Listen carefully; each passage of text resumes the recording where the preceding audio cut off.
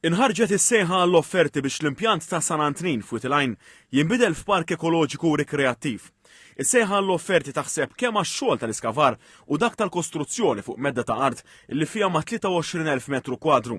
Fl-istqarrija tal-Waste Servant qal li l-parti l-kbira tal-operat ta' dan l-impjant ingħalqet f'Diċembru tal-2022 u minn dak iż-żmien l-hawn it-tamir iż-żarma u l-materjali ntbagħtu għal riċiklaġġ barra minn Malta.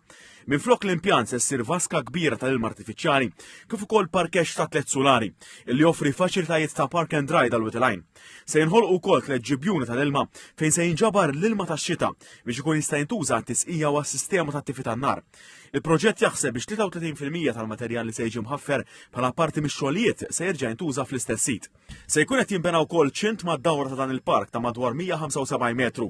Dan se jkun qed jgħin biex jiddefinixxi ż-żona u jinħoloq pajsaġġ naturali b'siġar u arbuxelli matura. Il-Ministru għall-Ambjent Mirjam Dalli laqgħet dan il-pass u qalet illi il-proġett huwa marbut mal-mandat tal-Gvern biex ikun hemm aktar żoni ħodor fl-urban. Il-Kap Eżekuttiv ta' Waste Serv Richard Blokka irringrazzja lil pubbliku għall-isforzi bl-għoqfien tiegħu biex setgħu jiġu implementati miżuri tal-istrateġija EcoHive u t-twettieq ta' dawn il-proġetti.